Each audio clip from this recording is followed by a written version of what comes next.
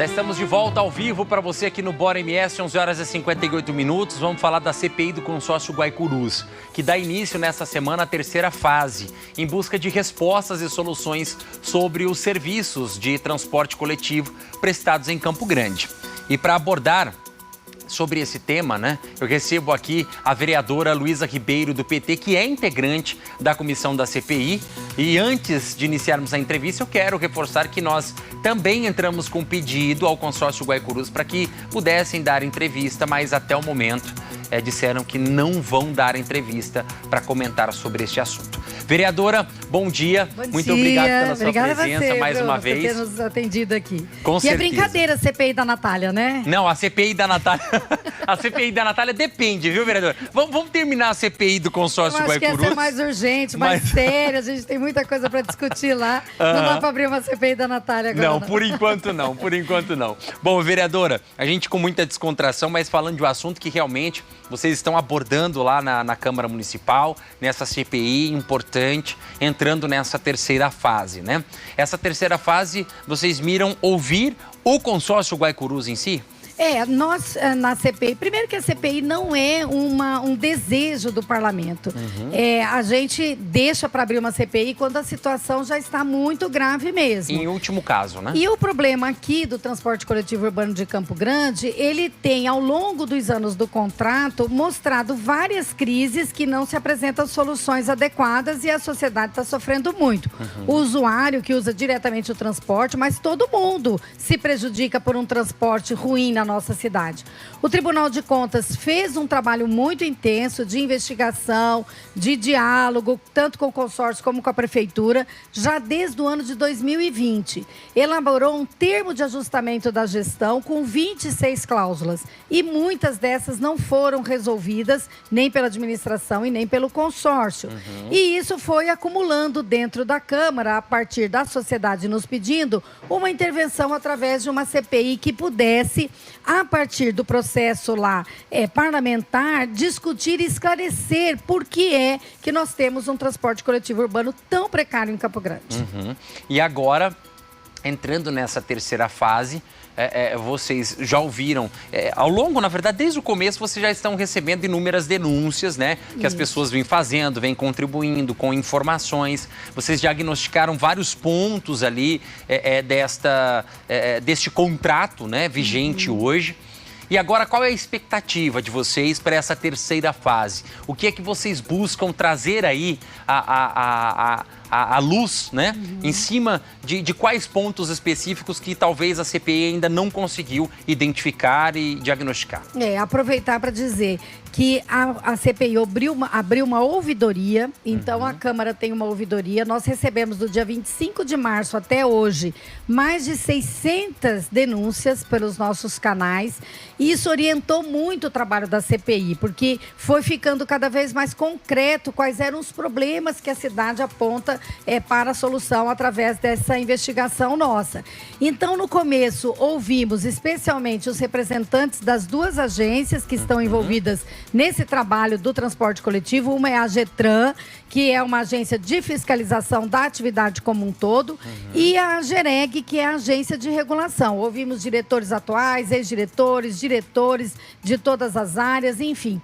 E agora, como você mesmo falou, nós vamos ouvir as representações das empresas que formam o consórcio Guaicurus e os seus dirigentes, também ex-dirigentes, porque esse contrato está em vigência desde 2012, Então, nós temos pessoas que já não são mais representantes do consórcio, mas tem muito para colaborar do ponto de vista das informações que nós precisamos. A nossa expectativa é também esclarecer, dar voz ao consórcio, esclarecendo a posição dos empresários. A Câmara, ela quer ouvir o usuário, quer ouvir a gestão e agora quer ouvir os empresários. E ainda vamos ter mais uma fase que vai ouvir diretamente os usuários. Além da ouvidoria, nós vamos abrir uma audiência pública no dia 25 deste mês. Vai começar às 13 horas e encerrar às 17. E todos que estiverem lá podem se inscrever. Vai ter uma ordem de inscrição.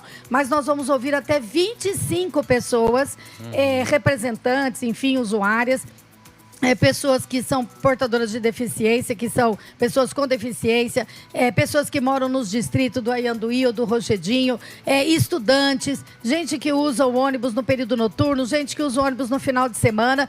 Enfim, as pessoas, além da CPI, vão poder estar nessa audiência pública e prestar a sua informação diretamente aos membros da CPI.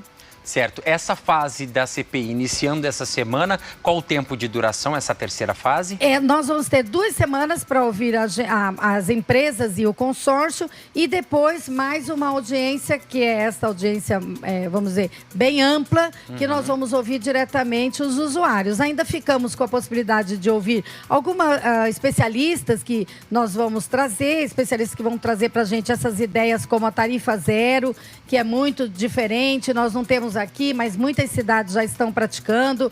Vamos ouvir outros especialistas sobre o transporte de Campo Grande e aí encerramos com o relatório e a gente está fazendo todo o esforço para cumprir o prazo de 4 meses. Começamos em março e vamos até o finalzinho de julho, início de agosto, para entregar para a sociedade um relatório que aponte os principais problemas, mas também seja um instrumento de busca de solução. Como é que a gente pode sair desta situação que o transporte coletivo urbano está em Campo Grande? Como é que a Câmara pode concorrer, a Prefeitura, enfim, os demais órgãos como o Tribunal de Contas, né? Como é que a gente pode avançar? O transporte coletivo é um direito do cidadão, ele proporciona um desenvolvimento muito importante para uma cidade, para um estado, e aqui em Campo Grande a gente está cansado de ouvir, olha, o transporte não está bom, não está bom. Então a Câmara se colocou nesta posição, olha, nós não vamos fugir da nossa obrigação de ficar aqui só criticando, nós queremos um espaço para discutir, ouvir todo mundo que está envolvido e buscar soluções adequadas. Eu acho que é tão importante, né, você ter a CPI, mas mais importante ainda, né, vereadora, é você justamente, não é simplesmente só acusar ou fazer acusação por fazer. É mais do que isso. É você identificar esses problemas, né, e discutir quais soluções para esses problemas. Porque, assim, simplesmente identificar o problema não resolve o problema, né? Você não acha alternativas de saída para os problemas. Então, isso é extremamente importante. Agora, qual que é a maior expectativa de vocês? Existe alguma pessoa ou quais pessoas vocês têm uma grande expectativa em relação a ir lá, prestar o depoimento, esclarecimento, tirar as dúvidas nessa terceira fase? Agora a nossa concentração é ouvir as empresas, né? Como você falou, é uma parte importantíssima, ela é concessionária, ela está responsável por todo o serviço de transporte.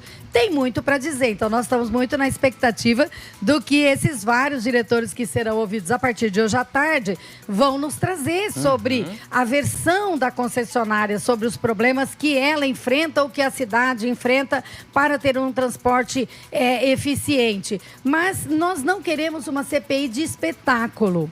Nós queremos uma CPI séria, que aprofunde nas investigações.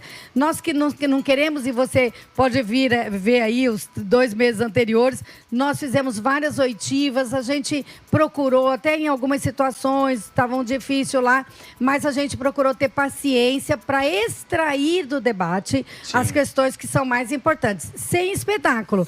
O espetáculo a gente deixa para quem sabe fazer isso muito bem, mas nós ali precisamos levar com muita seriedade, com muita paciência, aproveitando cada pessoa que pode nos ajudar e reunir condições para alterar. O nosso foco é esse. O transporte coletivo urbano de Campo Grande não pode ser o mesmo depois dessa CPI. Ou a gente muda isso, ou a nossa cidade vai ficar muito fracassada, né? Descredibilizada também, buscou também, né? Todos os meses, buscou o Tribunal de Contas. O Tribunal de Contas fez um trabalho lindíssimo lá nos anos de 2020, 2021 e até agora ainda acompanha. Mas não demos conta de resolver. Agora a Câmara vai intervir, então a gente precisa ter resultados. Então estamos muito focados nisso, procurando mesmo ouvir atentamente cada contribuição. Às vezes a gente está na audiência, chega em casa, ouve a audiência tudo de novo.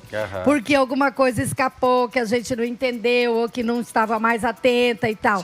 Então a gente está cuidando de cada passo. O presidente Pape nos pediu isso também, disse, olha, uma CPI do transporte coletivo não é coisa fácil, então a gente precisa mostrar que a Câmara está muito a séria. Nós vamos, se tiver que doer em alguém, vai doer, mas nós precisamos não usar esse espaço de um espaço para outro destino que não seja uma investigação séria dessa questão. Eu até quero pontuar essa fala da vereadora, porque justamente, de fato, até aqui nós presenciamos uma CPI sendo conduzida de forma muito séria, né? Sem espetáculo, sem show, muito pelo contrário.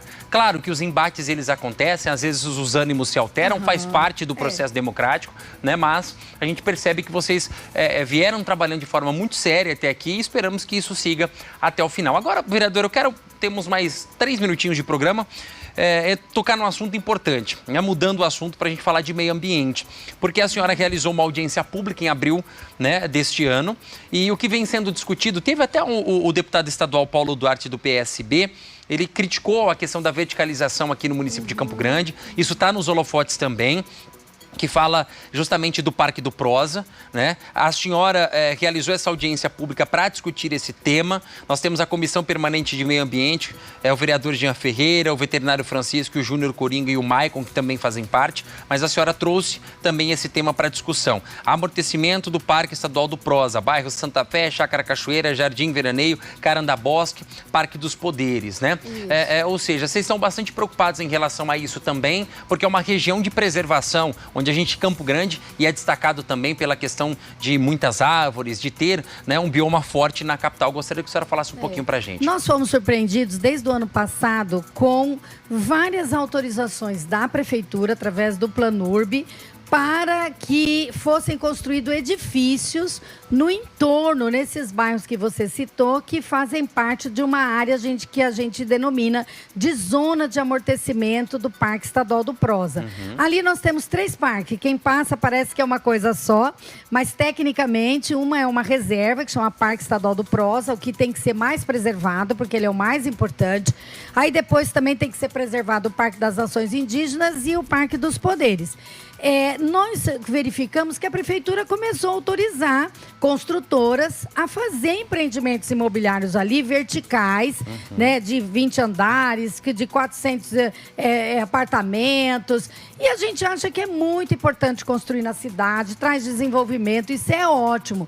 Mas a gente tem um plano diretor que indica onde é que vamos levar as construções.